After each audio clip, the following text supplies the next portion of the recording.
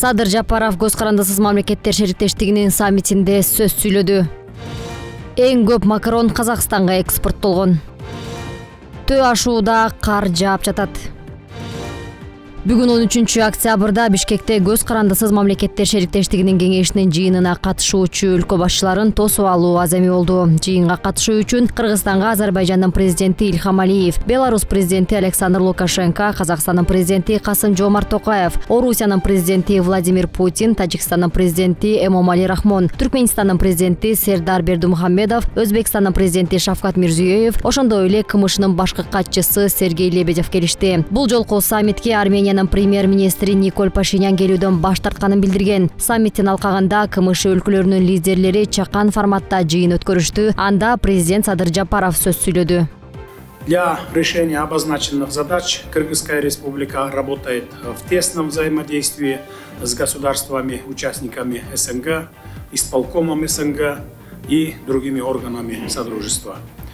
В рамках реализации природоохранных направлений продолжали активный диалог с международными институтами в целях реализации совместных проектов и программ в области охраны окружающей среды и внедрения экологически чистых технологий, повышения удельного веса зеленой экономики.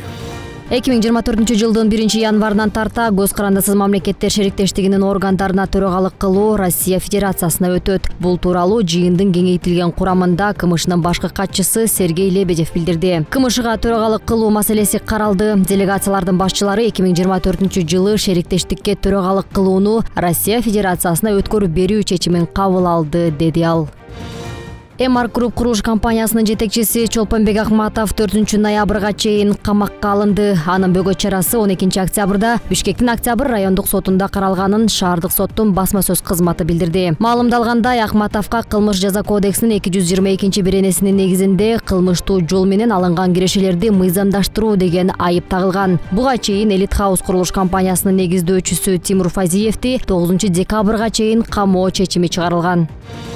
Улуттук статистика комитетинин маалыматына ылайык, быйыл 9 айда Кыргызстан чет өлкөгө 495 миллион 694 миң сомго 3087 тонна макарон өнүмдөрүн экспорттоду. Жыл башынан бери эң көп макарон Казакстанга жеткирилген. Андан түшкөн киреше 241 миллион 774 миң сомду, көлөмү 16 миңден ашуун тоннаны түзөт. Ал эми экинчи орунда Орусия турат. Ал жакка 231 миллион 889 миң сомго 1328 тонна макарон экспорттолгон. Ошондой эле бул мезгилде Белоруссия жана Арменияга да экспорт жасалган. Кошумчалай кетсек, 2023 жылдын январь-август айларында Кыргызстандан макарон азыктарын 2022 жылдын ушул мезгилине салыштырмалуу 3,12%-га же 93,3 тоннага көп экспорттолгон.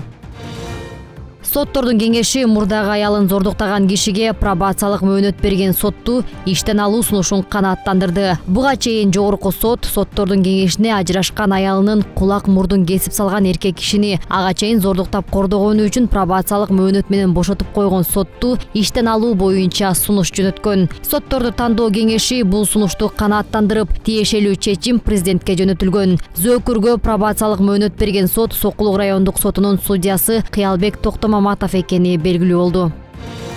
Нарын облусунда инвесторлор үчүн өнөр жай аймагы ачылды. Президенттин аталган аймактагы ыйгарым укуктуу өкүлчүлүгүнөн билдиришкендей, аймак Эмгекчил айылынын Кош дөбө тилкесинде Бишкек Нарын Торугар Тунаа жолунун боюнда жайгашкан. Бул жерде завод же фабрика ачууну каалаган инвесторлор үчүн бардык шарттар түзүлдү. Учурда сүлгү жана кафель өндүрүүчү цехтерди ачуу боюнча сүйлөшүүлөр жүрүүдө. Жергиликтүү бийликтин маалыматында жазга чейин бир нече ишканалар ачылып калат.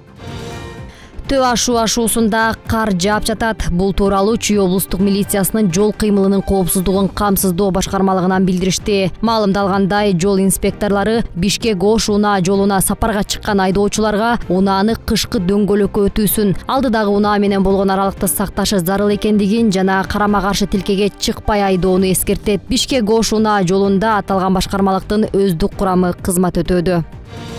Кыргызстандын аймагында 13-15 октябрда туруксуз аба ырайы күтүлөт. Бул тууралуу Кыргыз гидромет борбору билдирет. Маалыматка ылайык, Чүй, Талас, Ош, Жалал-Абад, Баткен, Нарын областтарынын көпчүлүк аймактарында жаан, Чүй, Талас областтарынын тоо этектеринде жаан, карга айланышы, тоолуу райондордо кар жаашы күтүлөт. Айрым жерлерде жаан-чачын катуу жаайт. Мындай туруксуз аба ырайы унаа, энергетика жана коммуналдык кызматтардын ишин жана жайыттарда малды кармоону кыйындатат. Мөмө жана жашылча жемиштерди үшүк уруу коркунучу бар.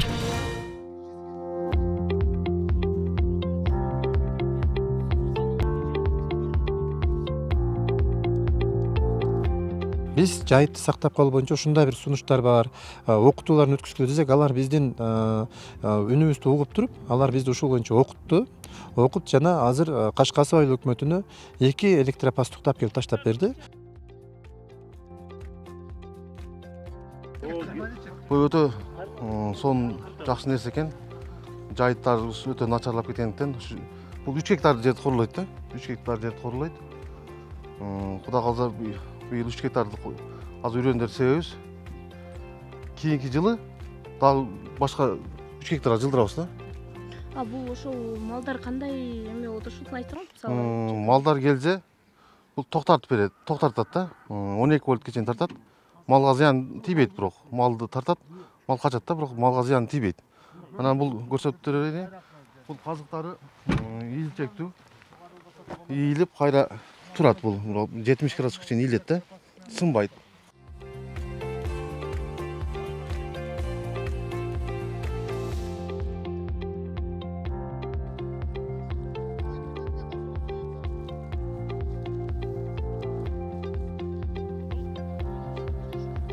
Биз азыр жайыттардын кургак жыл болуп, климаттын өзгөрүшүнө байланыштуу 2 жылдан бери такыр жайытка айланып кетип атат. Ошон үчүн Кыргыз Республикасынын Айыл чарба министрлигинен урук берди. 6 сорт. 6 сорттон азыр биз райгресс деген сортун себип атабыз. Бул райгресс кайракы жердин чөбү экен. Тамырлуу, анан уругутусу өзүнүн менен өзү көбөйөт экен. Ошон үчүн электропост кылып тостук. Азыр мына көрүп турасыңар сепкен жерлерибизди. Чын-чынына келгенде бизде мына чөптөн башка калбады да, буну жапай эсперсеп деп коет. Анан малды эле мурун жебечи эле уже азыр жей баштады.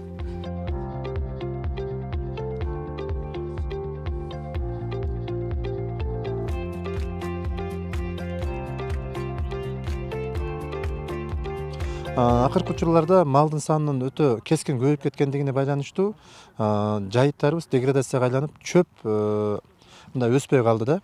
Ал себеби мал оттогондон ашыкча өзү ошол туягы менен көп жайыттар талкап койду. Чөп уруктап түшпөгөндөн кийин сөзсүз түрдө ал тамыры жок болуп туруп, жайдак жерлер көбөйүп кетти да. Мен өзүм жайзеттин ошол комплекстүү өнүктүрүү, аймактарды комплекстүү өнүктүрүү программасын алкагында Европага барып келдим. Европага барып, ошо Эстония, Латвияда ошол жердеги жайытты сактоо боюнча технологиясын үйрөндүм да. Ал жерде ошол электропостуктар өтө кескин түрдө пайдаланат экен, массовый. Ал жерде мындай бизге окшоп сетка менен же болбосо башка менен тоскон нерсе жок экен. Баардыгы ушундай электропостук менен биз менен биргеликте коргоо боюнча жумуштар жасалып атат да. Себеби өкмөттүк эмес, бул эми мамлекеттик бюджеттен жасай албайбыз бул нерсени. Өкмөттүк эмес уюмдардан көп жасайбыз да бул нерсеничи. Анан ошо өкмөттүк эмес уюмдар менен иштешип жасап атабыз. Эми азыр биздин мамлекетте административный реформа боюнча, АТР боюнча программа жүрүп атат, президенттин жарлыгы боюнча. Бирок биз эгерде азыркы чечим боюнча Кербен шаарына бириктиребиз деп биздин айыл өкмөттү. Андай боло турган болсо, азыркы мен айтып аткан жогорудагы иштердин баардыгы болбойт.